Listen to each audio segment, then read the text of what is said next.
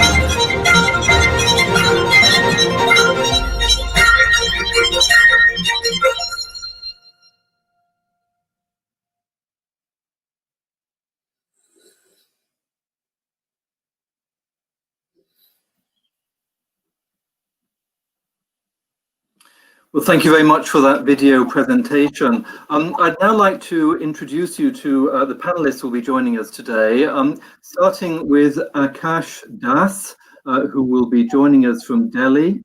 Akash, hi there, how are you today? Hi, David. Thank you so much. I'm really good. Thank you so much for having me here. It's a great pleasure.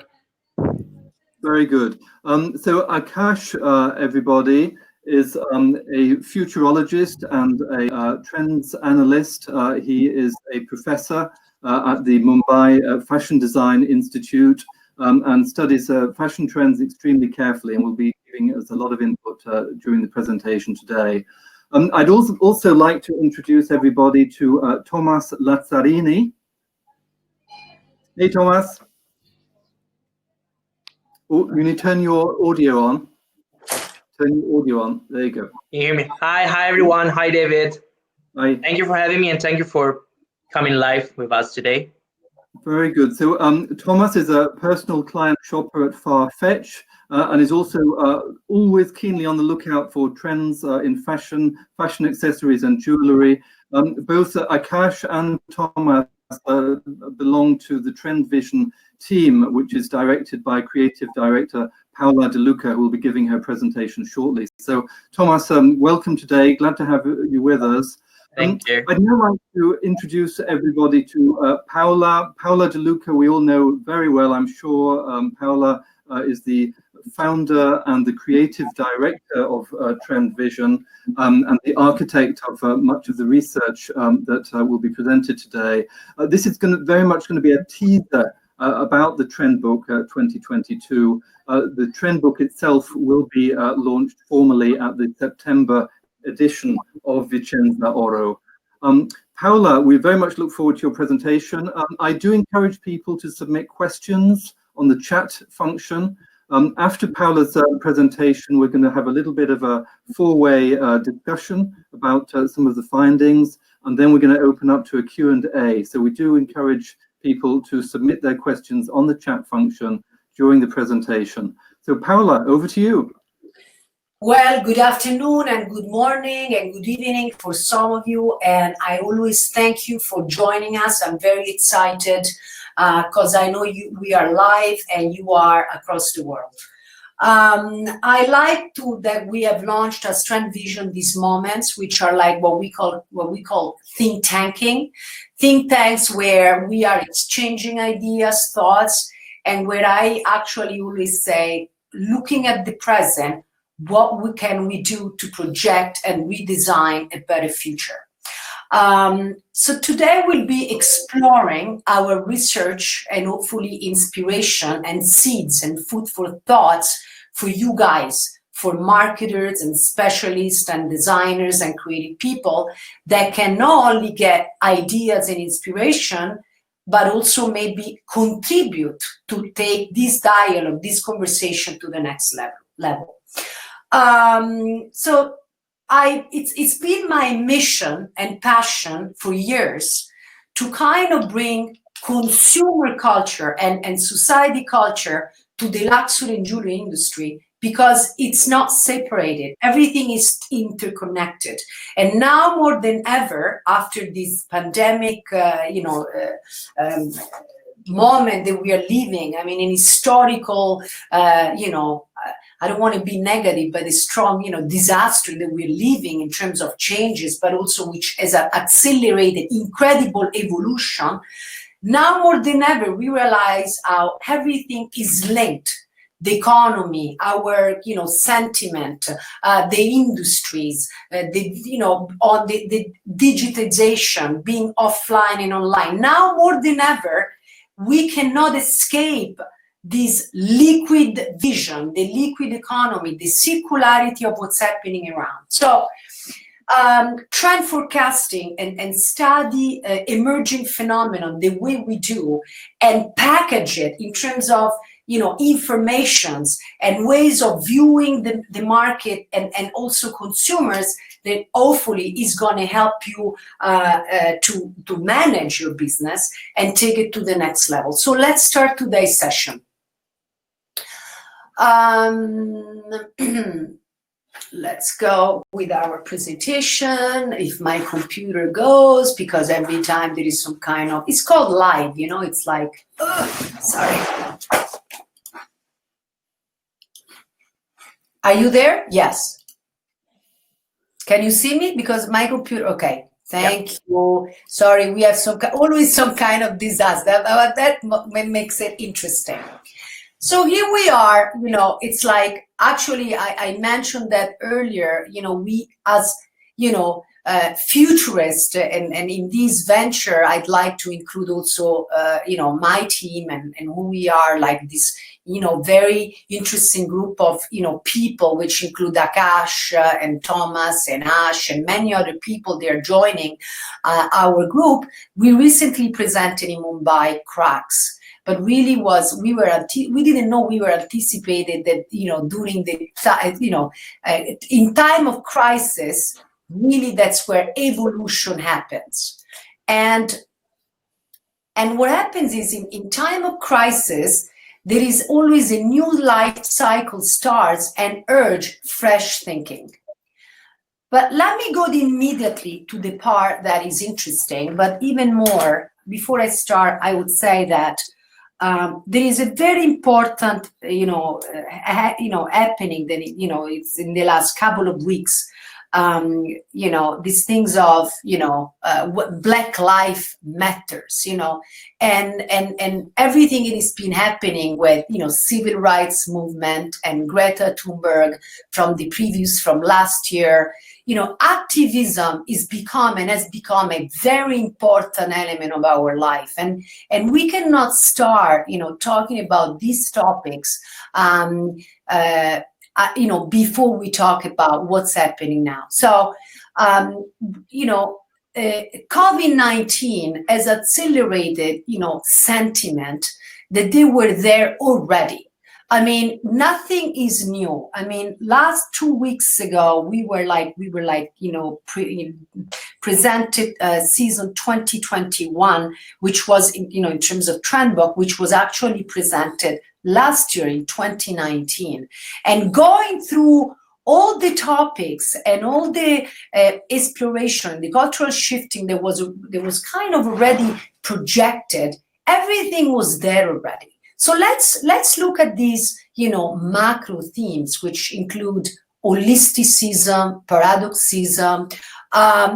We cannot escape from the fact that based on what happened and what's happening, there is, I would start from almost paradoxism and then go to holisticism, as this values, and so the contradiction of these, of paradox that they are happening, the contradiction of values and political turmoil and changes, and COVID-19 has created a very strong movement on paradoxism. So contradictory social, political, economic desire, they are shifting our lifestyle, and everything is becoming more hyper heterogeneous. So we're going to see through the designer journey and through creativity how artists, designers, people are really creating strong movements in society, and they're like very present digitally.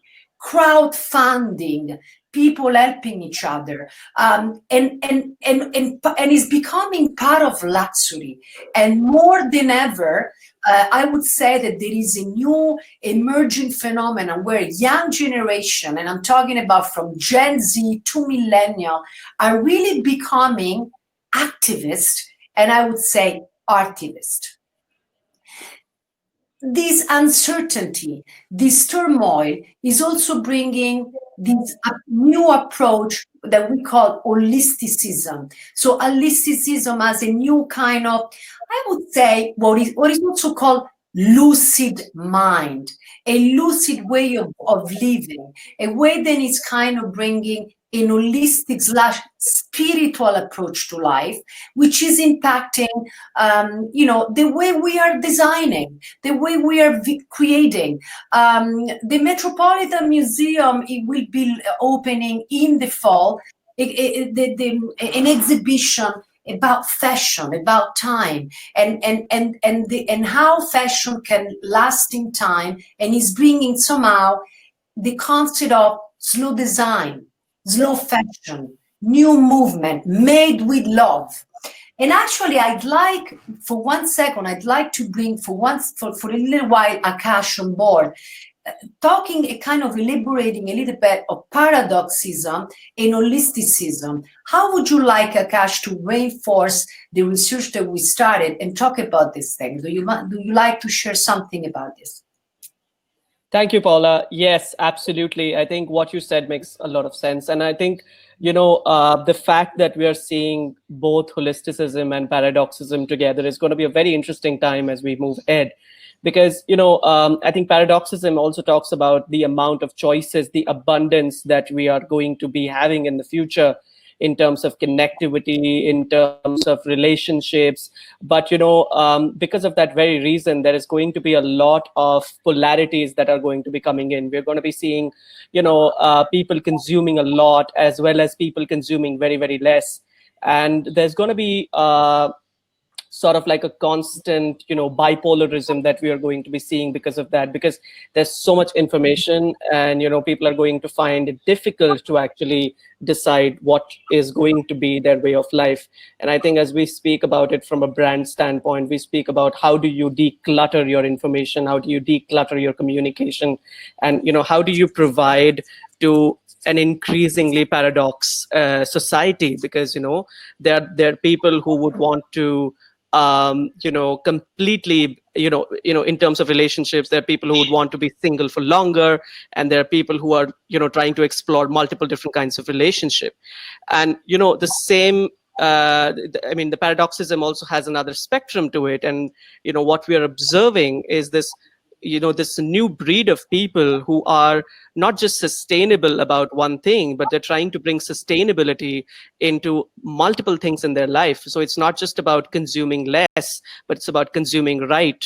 And it's not just about, having a lifestyle which is just less is more, but what is right for them, what gives them fulfillment from an emotional, spiritual mindset, mindfulness. So, that's sort of like an evolution of sustainability that we're seeing, which is sort of an optimized balance. How do you optimize your life? And it's not just about, okay, let me buy 4 t-shirts in a year, but if it's like buying 5 t-shirts in a year, but it is the right balance between environment and life, then let's opt for that. So that's sort of like, that's a good point, Akash. Sorry to interrupt you, because translated in our business, it will mean that people will buy maybe less number of products, but better product. And it's not a matter of how much money, how much it will cost, but how good and how well and how and what kind of purpose will have in my life. So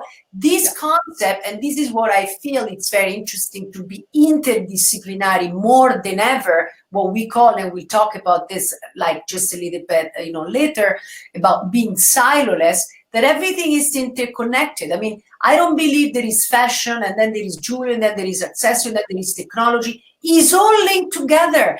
And so is a balance. And when we're talking about paradoxes but also choices, the choices of our industry in particular, so I'm talking about the jewelry and the luxury industry, we have to consider that there is a large spectrum of possibilities of what is considered luxury today. So we cannot produce nor not communicate properly all these informations and all product and to consumer considering these choices, okay? So let me go to the next slide because we have to also cover this. So also about, multi-rooted and smart. You covered this topic and I'll comment, Akash. So talk about multi-rooted and smart.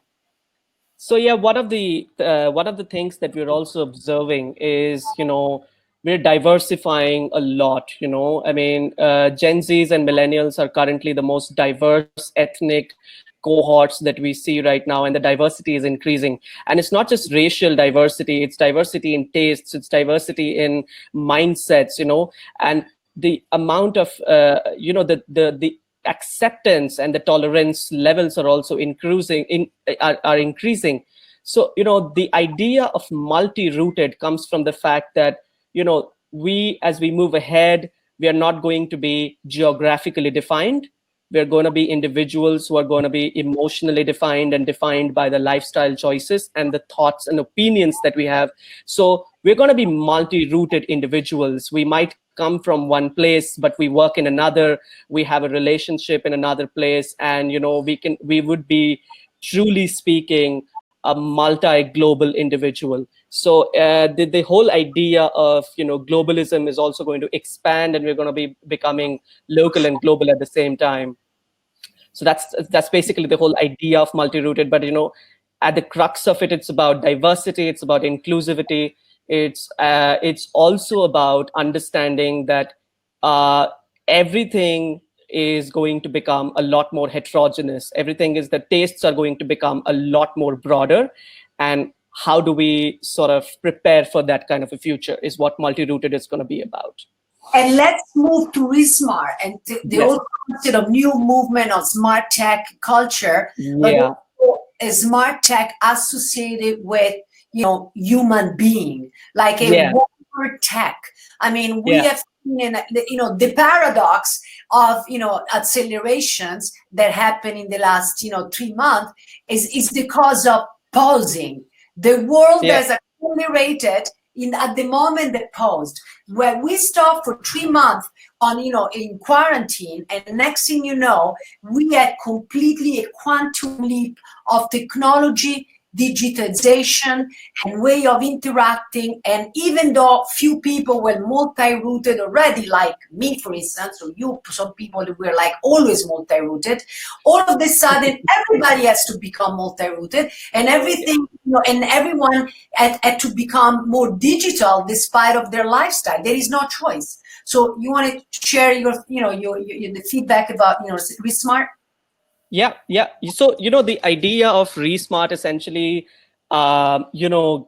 takes birth from the idea of how we are trying to look at smart tech or smart materials from a new lens, right? So this also comes from the whole idea of digital consumption. I mean, we're seeing like the first lights of how the consumption of digitalization is changing our identities, is changing our mindsets, is going beyond our ability to control in terms of how much we consume.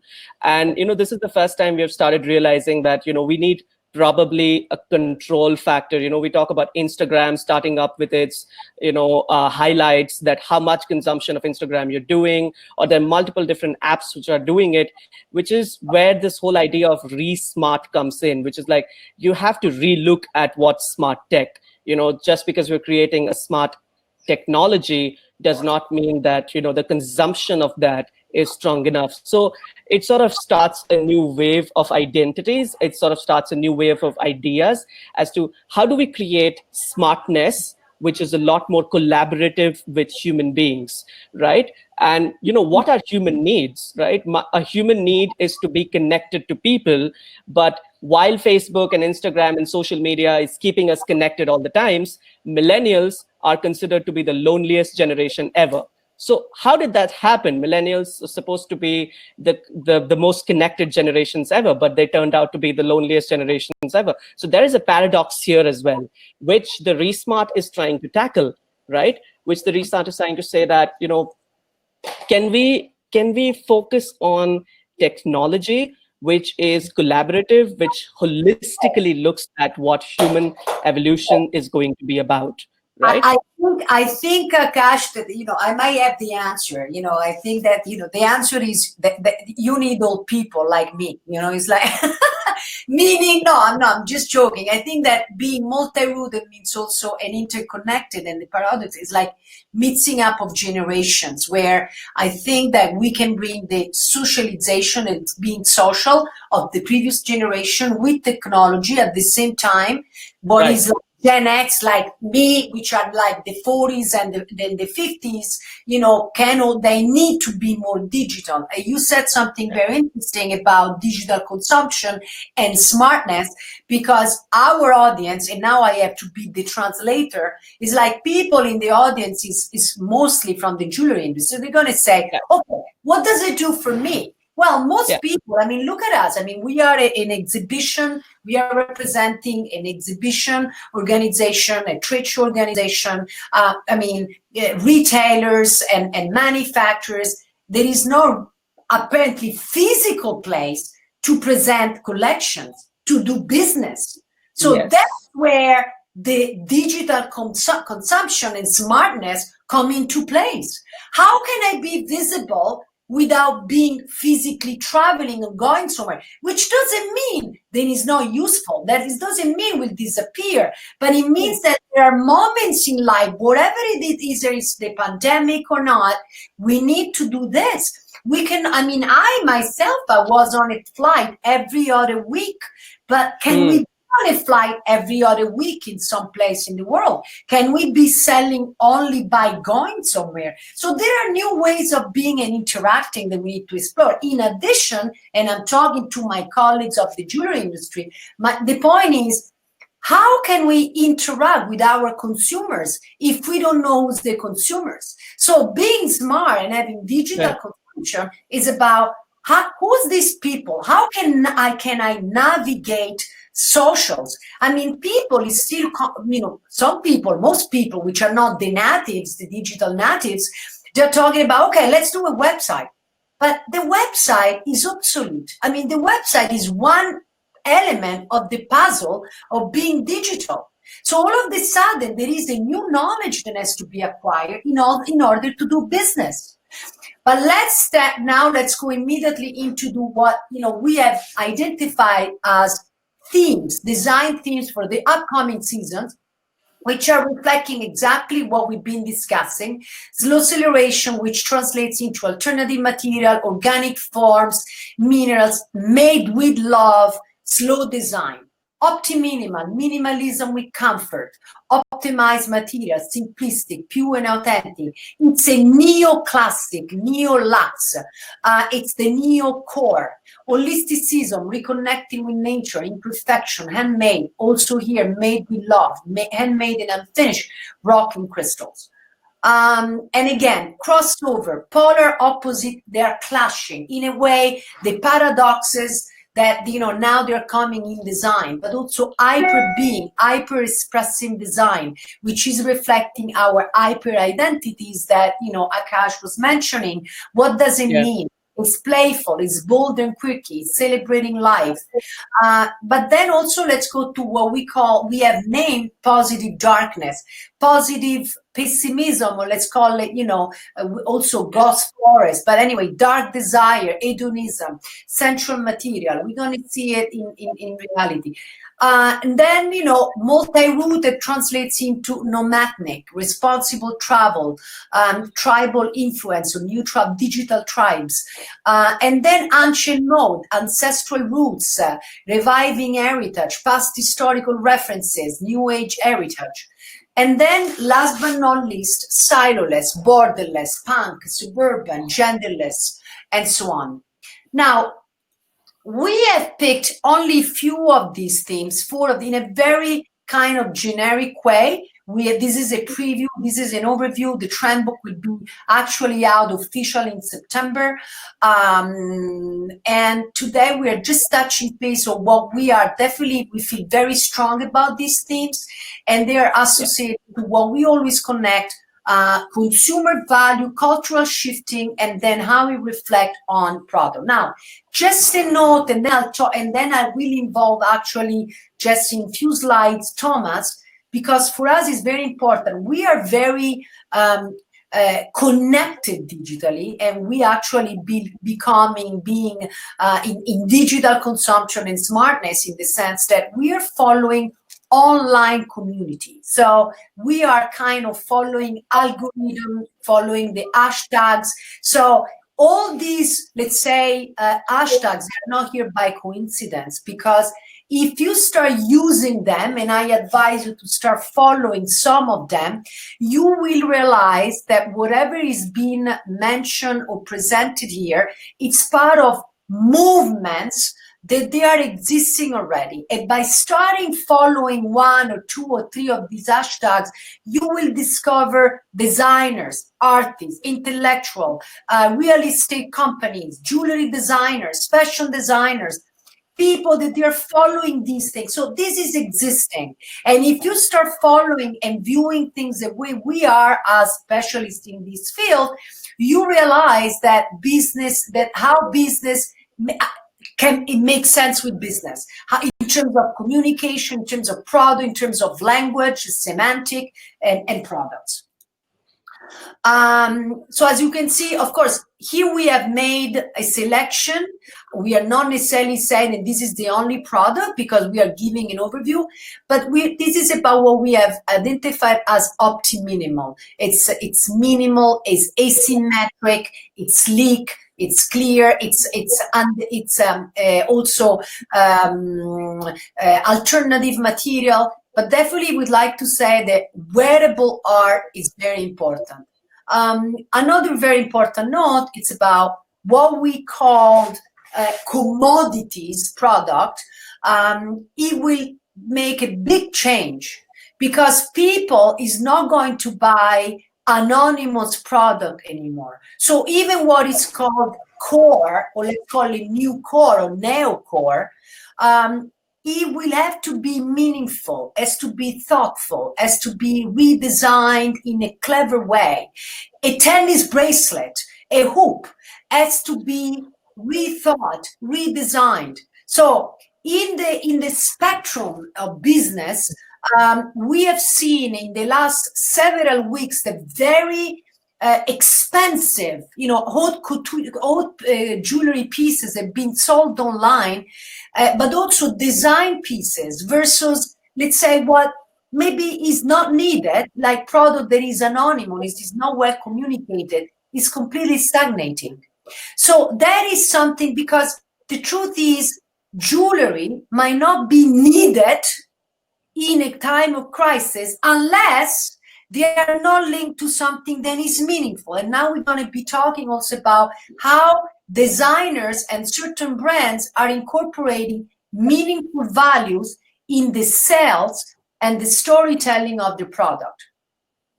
So again, slow acceleration, slow design, slow fashion movements, restart, recycle, sustainable, natural, made with love, finds your slow. So we're talking about a philosophical approach to life, which is not irrelevant for jewelry. Because jewelry, at the end of the day, they have to be talisman and amulets of life.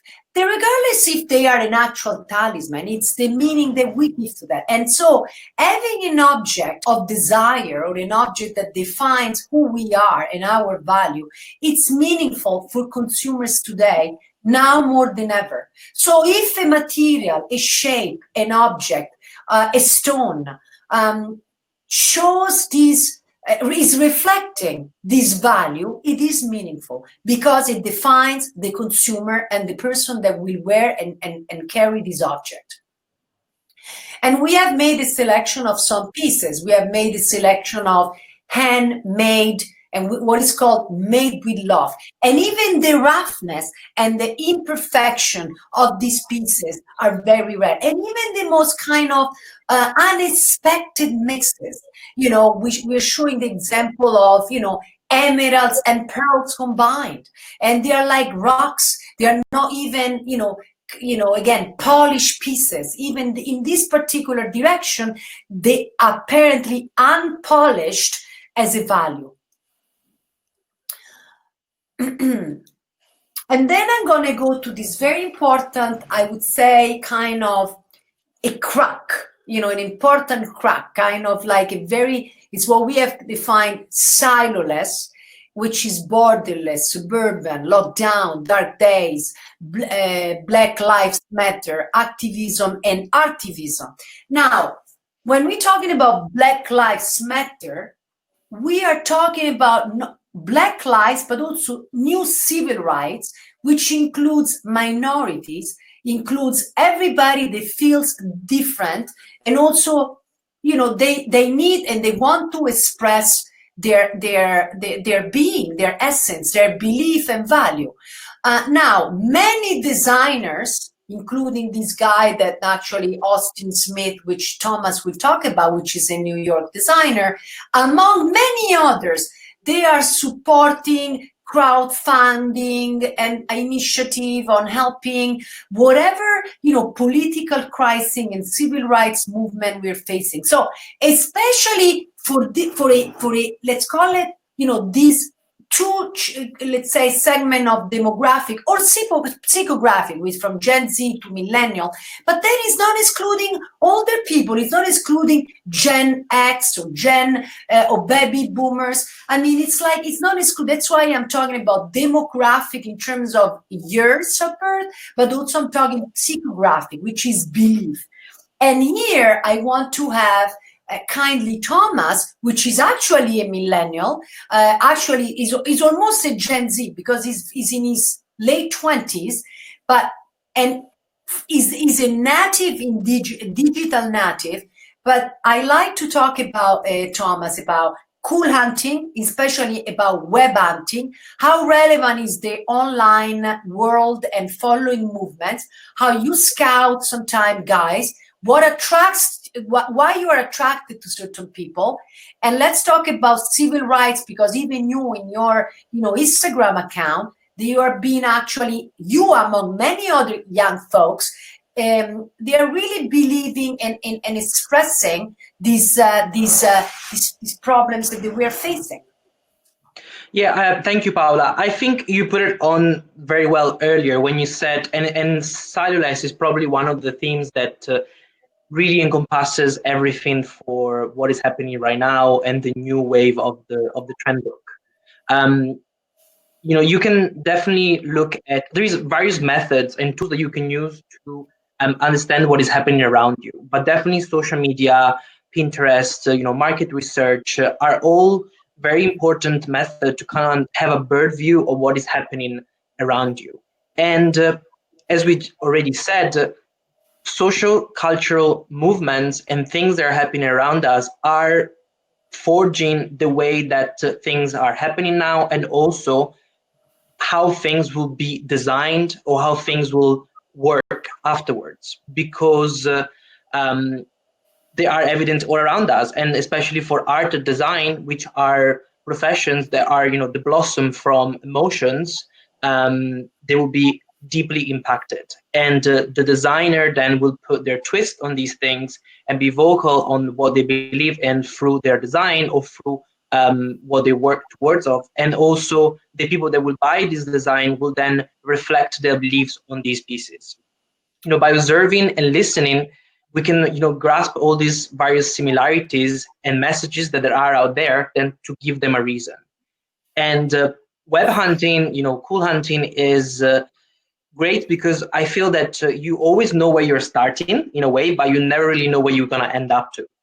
I'm always attracted by extremely beautiful design pieces, but also to the more rudimental and emotional creations, because that's where I feel that independent designers, smaller designers, are the ones where I can find what I call labor of love. And a good message for the jewelry industry and the creative industry in general is that why do we look at independent designers, and people that actually put purpose on what they create? It is because they are what we define as a one-man factory. They have full control of their creative process and their company. They are their CEOs, they are the CFOs, they are the marketing mavericks, they're the photographers, they are the press officers, and so on. So they can make decisions quite quickly without going through the red tape of the corporations. I want to stop you for 1 second, Thomas. This is a very important point, and I want to talk to colleagues and to the industry because I think it's crucial, okay? Now, the reason why it's crucial because the industry is shifting, and of course, companies are big. They're not just one-man show, okay? But it's very important to understand the mechanism so large companies can understand and kind of grab what's good for them, and maybe this is time for alliances, for partnerships, okay?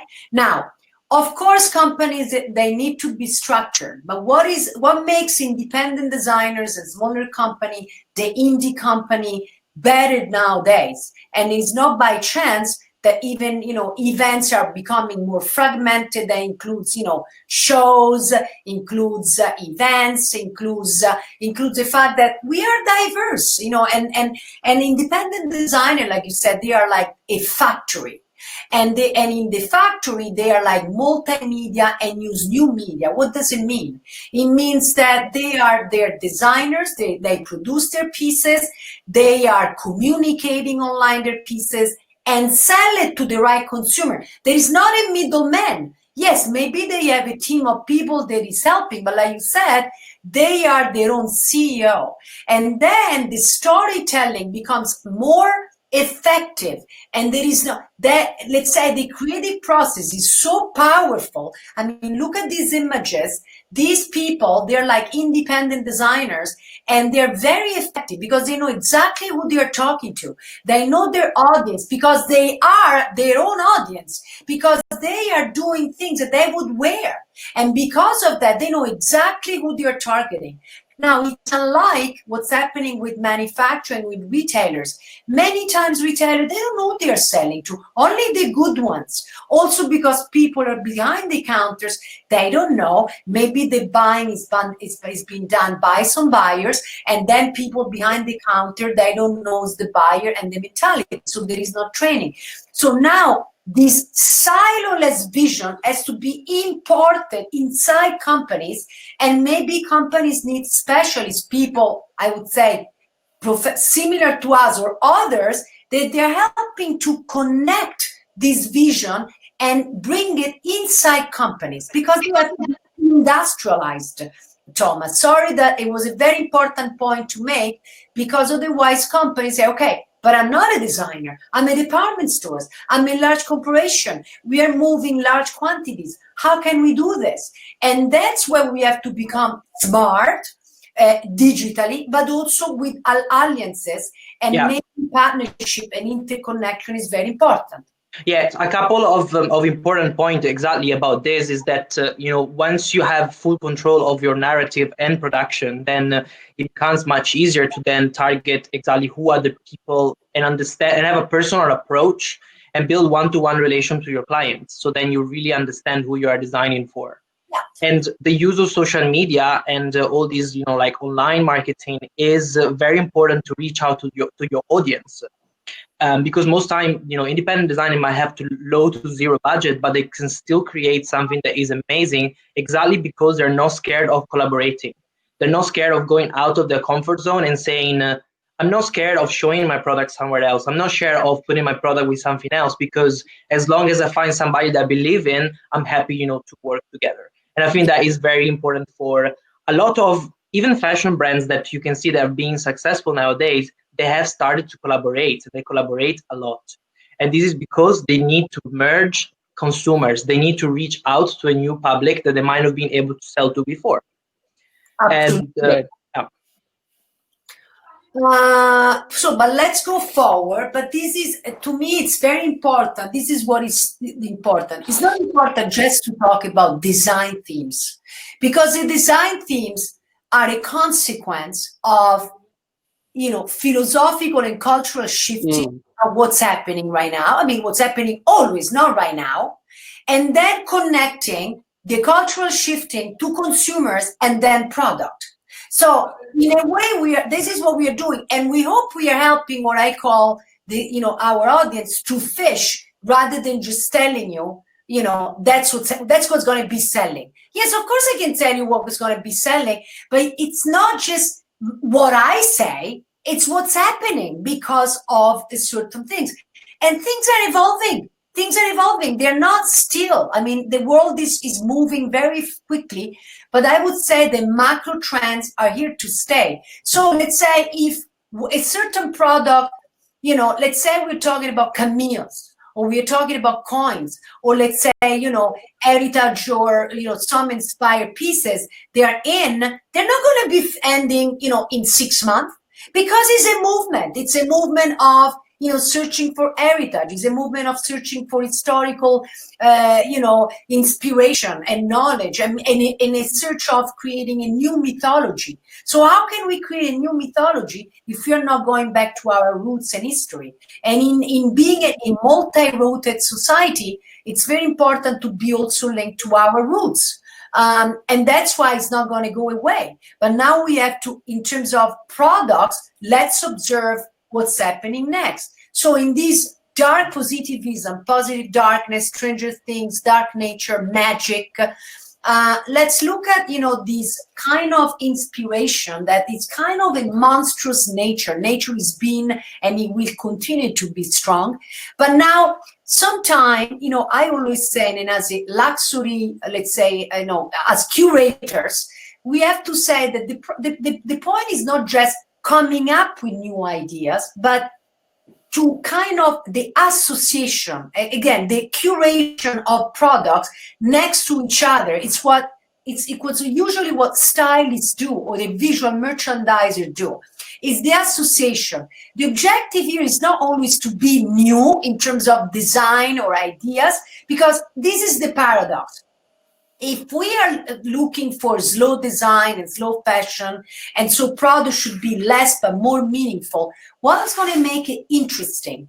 The association, the combination, the mixing, and the unexpected, mix, which wasn't there. It's like, mixing, a stud with the stiletto earring. It's mixing, it's body piercing, it's body jewelry mixed together. It's something completely contemporary mixed with something, antique. It is something masculine mixed with diamonds.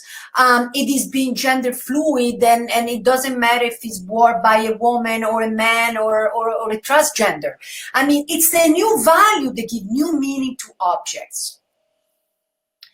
And this is what, we were saying about, about time fashion and duration at the Met is opening this fall at the Metropolitan Museum in New York. And this is an interesting exhibition that will show like how elements of costume from the past, they are reinterpreted and used, in contemporary design. But now this is it's something that I keep repeating. Things don't come back. There's nothing that comes back. There is an evolution.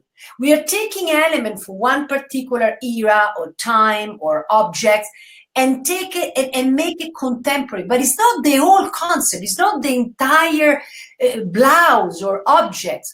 But it's like that one particular element that it's echoing the actual time and sentiment, and might be interesting to evolve. So there is no going back. There is evolution. The word is evolution.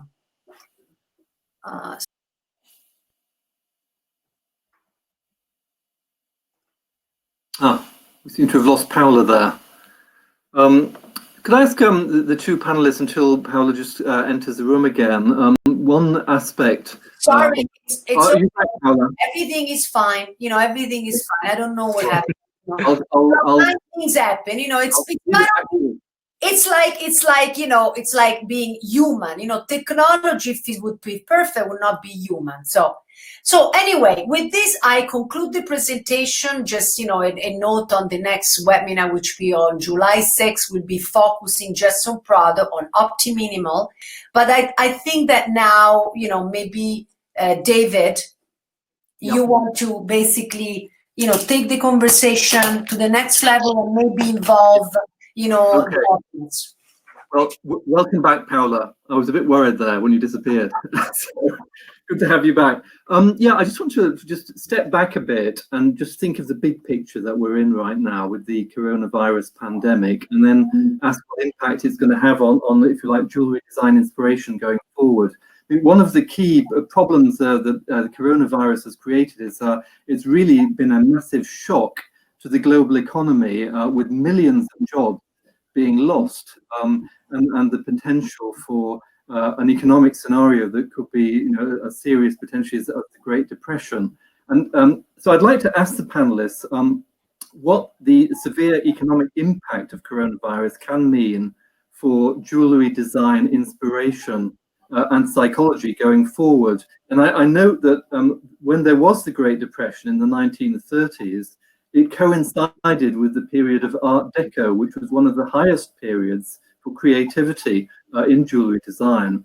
Akash, any thoughts on the economic impact on jewelry design, psychology, and inspiration? Great, thanks, David. I think there's going to be two kinds of impacts. There's going to be a short-term and a long-term impact. I think short-term, because we are going to be seeing a lot of economic contraction. There is going to be a huge shift of focus on, you know, consuming less and, you know, consuming finer things, consuming things that are of better quality, because, you know, everybody is going to want to buy things that have, you know, I would say, a value for money. So there is going to be a lot more focus on, from a jewelry product standpoint. I think the same thing as from any other product standpoint. I think people are going to be very, very sensitive to quality. People are going to be very, very sensitive to durability and longevity. I think that's going to be something that will drive the short-term consumption patterns. Longer-term consumption patterns could be a little difficult to predict, but if we learn something from the previous, you know, economic depressions that we have gone through, is that over a period of time, consumption will start taking up, moving towards the luxury side of things, the more aesthetic side of things. So, you know, while we will continue to see a rise in minimalism, which is very similar to what we talk about in slow acceleration, that we will start seeing an accelerated and an amplified slow design and slow mindset, we will also start seeing over a longer period of time a mix between minimalism and maximalism, which is sort of something which is what OptiMinimal is. You know, we'll start seeing an optimized balance between something slow and something fast, because I think coronavirus pandemic is something which is impacting us on so many levels, because it's not just because now we're hyper connected. You know, all the other previous recessions that we've had, depressions that we've had, we've not had the global connectivity with such levels of connectivity, right? So it's like, you know, every emotion that I have spreads much more quicker amongst our audiences. You know, the response time has sped up so much. So, you know, the massive connectivity is going to definitely lead us to see things accelerated and amplified. So in the short term, we would see a lot of accelerated, slow fashion, slow design perspective. But on a longer term, we would see luxury coming in, but with a lot more focus on durability, a lot more focus on, creating a balance between, aesthetics and ethics. I think that's what's my perspective is towards this. Could I also ask Thomas the same question? And also, Thomas, in terms of your answer, one thing I've noticed in this period is that the gold price and the silver price have both risen quite a lot. And I'm just wondering if we're going to see from, say, younger jewelry designers a search for new materials, a greater diversity and array of new materials in jewelry design inspiration. Thank you, David. I mean, yes, that's true. I mean, the World Gold Council actually came out with results saying that the gold jewelry industry, actually, the market plummeted by 39%. But still being sustained by some kind of like growth online. To kind of like go back on the like new inspirations and the way that designs will change, etc. I think that my kind of like my outtake on this, more than kind of like predicting that part, would be more trying to tell how companies and how designers should be probably like assessing and evaluate their businesses and understanding if they have a solid brand and they have a solid message that they can always bring forward. Because especially during this time, we have realized that the brands that have been able to nurture relationship with their clients, the brands that have been present with their consumers during all this time, and that have built very strong relations with them, are the ones that actually manage to stay afloat. And I also think that a way that you should thinking about designing and designing your business should be probably to rely less on influencers or different figures, because you should make of your real customers your muses. They are ultimately the people that are the biggest fan of your product, and they will go out there and advertise you for free without having to give them anything anything for it. Also, the way that kind of like the people are purchasing is changing, because as both Paola and Akash said, they're looking for pieces that are either classic, they're investment, and they're purpose pieces. Classic because obviously you want something that doesn't go out of fashion, because we don't know when everything will go actually back to normal. So buying something that is trendy doesn't really make sense. So how you should take the trend book is not by, oh, this is the trend, I'm gonna make this. Understand the bigger message and then make of your brand message something that is very strong, so that your clients can relate and you can reach out to real people. Investment pieces are also obviously a good choice, because people that can purchase will buy items that will endure both time and also will keep the value financially over time. And also you will see a raise on purchase and a creation of purpose pieces, so pieces that have been created in support of the COVID-19 relief, for example, or a local charity or a social movement, and all these sort of talismanic jewelry, things like wishful necklaces and lucky bracelets, for example. And to go back to your questions in terms of will we see designers using new materials or different materials? 100%, because especially smaller designers or people that just started might not have the liquidity to be able to buy into gold. But also we will see a lot of designers taking things that already existed and repurposing those, and also getting clients that go back to designers with things that they already have, wanting to give it a new meaning. And so I think there will be a lot of kind of like repurposing and giving deeper meaning to whatever we purchase and will get made. Well, thanks for that. I mean, I certainly take your point about the high end of the market and investment values. As we've seen the great auction houses like Sotheby's, for example, doing very well in digital auctions recently, selling high value pieces at high prices, like the Sotheby's in late April sold a Cartier Tutti Frutti 1930s bracelet for $1.3 million, which was the highest price sold for any jewel online at auction. And that was right at the height of the coronavirus epidemic. One last question from me before we go to the Q&A, and please do submit your questions on the chat function, everybody. I just want to ask the panelists very briefly to comment on the following. Black Lives Matter is obviously hugely important. What impact is it going to have specifically on jewelry design industry going forward? I mean, should companies be showcasing black jewelry designers more? Should the media be doing this? What is going to happen to connect the Black Lives Matter movement with jewelry design going forward? Akash, do you want to come in first on this? Sorry, I was off. See, I feel diversity is any which way on the rise. So I feel like personally, I feel pushing forward the identity, I mean, pushing forward the whole idea of diversity is going to be one of the most important things going ahead. I think, we would be seeing a larger number of collaborations happening from all around the world. And there is going to be a lot more, I think there's going to be a lot more brands that have been, that are from emerging markets. Like, we are seeing a lot of emerging markets coming up from all over the world. I think there are smaller economies and smaller emerging markets would start seeing global, global markets are going to be opening up for them. I think that's going to be one of the perspectives.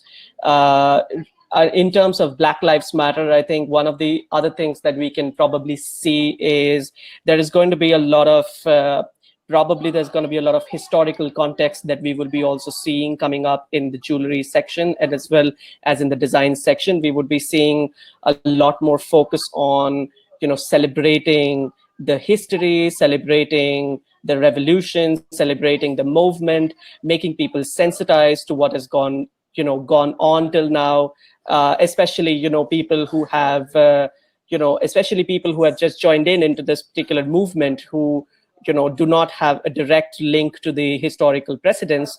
They're the ones who are going to lead this challenge. I think Gen Zs are going to lead this challenge because they are very, very, they're one of the most, they're some of the most powerful digital activists.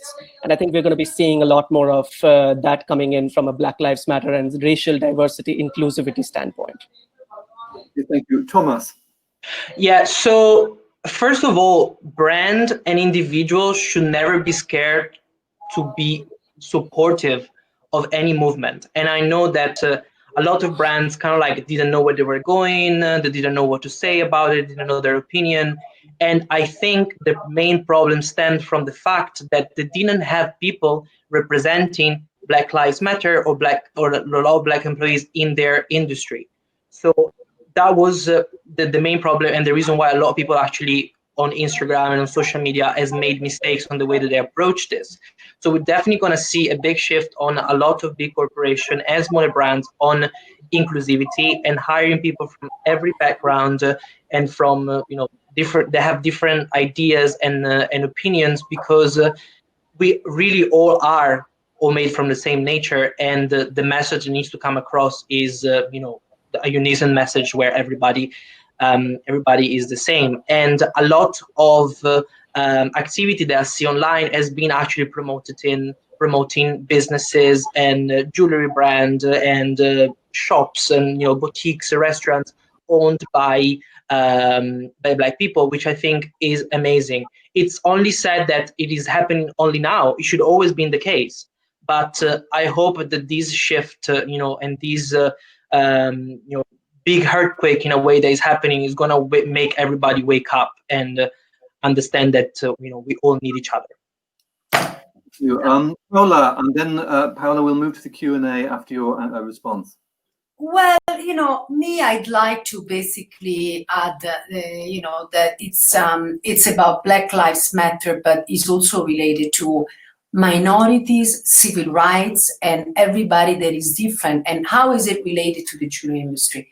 Well, if we are considering the jewelry are a talisman of emotions, of values, and is also a symbol of love, and I think that it's very important to us to include in the designing, in the communication, in the campaign of a jewel, all these new values, or actually values, they should always be in there, but now more than ever. This very strong wave of new activism, and what also we have defined artivism, is stronger than ever. And people will buy into this. So it translates also in business, but business has to be ethical and sustainable for the traders, but also has to be meaningful for people. So Black Lives Matter, it's a problem that is always was there. It's a social scar that we are, but we have it in other area of our lives and around the world. So the movement of activism now more than ever, like I want to connect it to being smart and smartness. We need to resolve that, because it is ancient. It's really ancient. We cannot be digital, be multi-rooted and interconnected, and still have all these incredible, differences, which honestly, they're mainly, it's not, the truth of the matter is social differences. And now, after the pandemic, and we were talking about economic crisis, the economic crisis is going to create a much more difference and disparities between poor and rich people. And unless we don't include these values and the economic crisis, how can we also sell are jewelry meaningful? Do people need jewelry? Yes, they do. If they're linked on something that is meaningful. If they have to make a choice between, I don't know, a meal or being with friends or expressing that, how can they enhance and improve their lives? So I think we should see it in the Black Lives Matter movement, at the same time in all other movements and in areas that, like Akash was saying, is about inclusivity.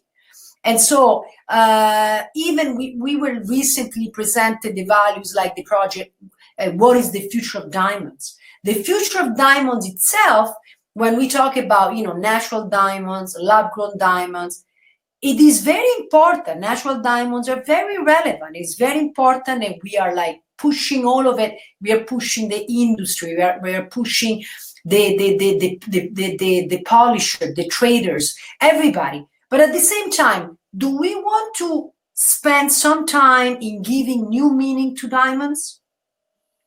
A new meaning, yes, it is for like bridal jewelry, but also self-purchases and so on.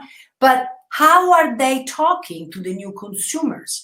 Like I said a few times, I think if we have to do campaign for diamond campaigns, how are they talking to these changes? How are they communicating to these new social clusters? And I think that's how jewelry should start thinking. Otherwise, we are ghetto. We are ghettoized. The jewelry industry is ghettoized. It's only into carats and weight, and the world is not working like that anymore. We have to do siloless. Okay, thanks, Paola. I just want to read out a comment in the chat from Ash Alibi, who's one of the TrendVision collaborators, who says the following. He says, Ash says, I think that the Black Lives Movement will set a renaissance of appreciating Black designers, art, and also jewelry and fashion design. I agree with Akash that we will see more collaborations, and I agree with Thomas, brands should not be scared. We need people to open the dialogue. So just to open the Q&A, I know the time is running out fast. There's a question I spotted earlier, if I can just from Annie Kachian, who asks, does a designer need to be an activist in order to be effective? Akash, any views on that? No, I don't think so. No. Well, I don't know. I mean, I think it's very much dependent on what you as a designer, or anybody who's a designer wants to speak about. I don't necessarily feel that you have to rebel, or you need to be an activist to be a designer. But I feel like as we move ahead, having a conscious understanding of society, having a conscious understanding of culture, and finding out ways in which your brand can sort of put it into your brand identity and the messaging through your product, that is very, very important. So I wouldn't necessarily say that a brand has to force activism into their DNA. But I feel like if it is something that you would want to, I mean, if there is something socially and culturally valuable that you want to bring across, I think that is something that I feel you should focus on. I mean, if it turns out to be something that rattles people, if it turns out to be something that brings in radical changes and revolutions, I mean, you can call it activism or anything, but that's fine. But it need not be the focus point. The focus point should be, am I adding value? Am I able to provide something to my consumers that allow them to feel like they're part of a community, that they're part of a bigger message, right? And I think that's what my perspective is to this. All right, thank you very much. Can I say something can I add something to what Akash said? I mean, it's very important to say being an activist doesn't mean you are a rebel or you have to be like, it's not, to me, activism is not associated to being a rebel. Activist is just it's also caring, it's like, first of all, as a designer, you don't need to be an activist, but also caring, it is also being active. So it's active and passive. Active means being part of a community, of an environment, of the design community, and participate in a constructive way.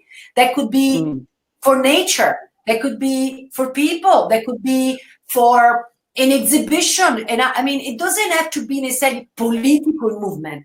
I think is a moment in life where the caring is important. It's caring. I mean, it's like the pandemic really made us more, we cannot wash our hands and not care. We have to care. And even caring about, we're activists by presenting this webinar and offering it to everybody. I think that we are doing it because we are contributing in a very little way. I hope we are, to the industry that needs help, and we need each other. That's what it is. Because if we're not helping each other as a community, we don't exist. So we need to help each other. And that, I think, is being an activist. So that's my perspective. Yeah, I think we're all a little bit activists. Once you believe in something, and then even if you're a designer or just a normal person that carry on with their life, you always have some beliefs and things that you want to happen for you and for others. So that's already makes you an activist, even if you don't want to call yourself that. Yeah. Thank you very much. So one last question before we wrap, because we are over the hour and we need to watch time. Question from somebody whom I know, a Singapore-based journalist, Pooja Agarwal. How important will sustainability become in luxury and jewelry design? Akash? Very, very important. One of the things that I think this pandemic is teaching people is that how to be sustainable, but also it's teaching them how to do best with the resources that you have. So I think sustainability is going to definitely be a very, very crucial perspective for jewelry industry and all the product industries around. But I think, like, as I was saying, there is going to be evolutions of the way in which sustainability is going to be seen. So it is going to become a lot more about longevity. It's going to become a lot more about durability. As Thomas also pointed out, there's going to be a lot more repurposing that we are going to be seeing in the future. So yes, sustainability is going to become going to be one of the top agendas in the short term, at least, because as we open up, there is going to be renewed interest in how do you ensure the best value that you can derive for the least amount of resources that you're consuming. And because of the fact that we've been in lockdown and we're seeing that we're trying to sort of use the best possible resources that we have, I think it's going to trigger, and it is going to allow people to think about how to optimize their existence, how to optimize, the balance between the things that they have. So yes, sustainability is going to be a very strong perspective in jewelry industry. Thomas, what are your thoughts on this, on sustainability? Yeah, I mean, it has been a focus in the design industry for quite some time. But I come from industrial design studies, and I know very well about kind of like greenwashing projects just to try and sell stuff. And I would say that now more than ever, because of the exposure the brands have, you need to also pay attention that you do things properly.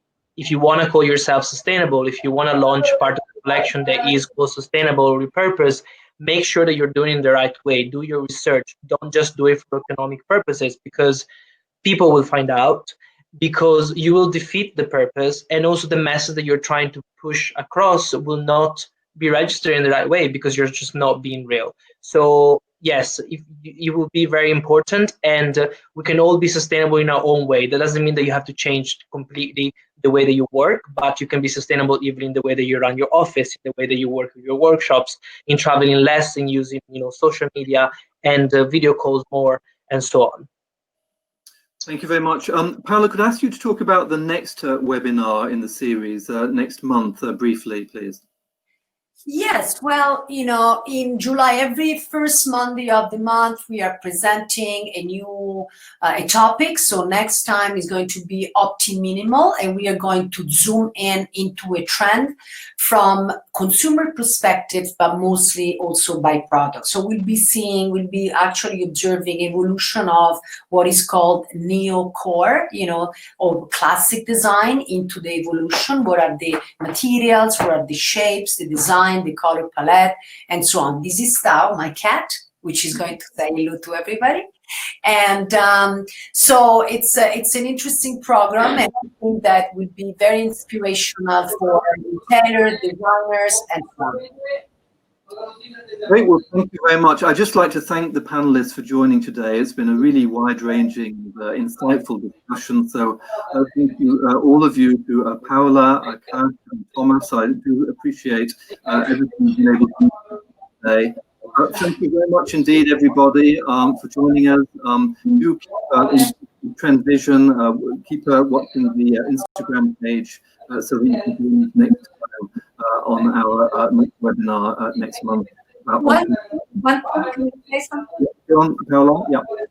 I just wanted to say that today is an overview of TrendBook 2022. The TrendBook is out in September 2020, fully presented, and we will have interesting information about digital version and printed version. Thank you. Yeah, so as Paola was saying, today was a teaser, really. The actual full launch of the TrendBook 2022 will be the September edition of the TrendBook. Thank you very much, everybody. Stay safe. Thank you. Thank you so much. Everyone. Thank you so much. Thank you, everyone. Ciao, ciao, everybody. Ciao, ciao. Bye, guys. Thank you so much. Bye.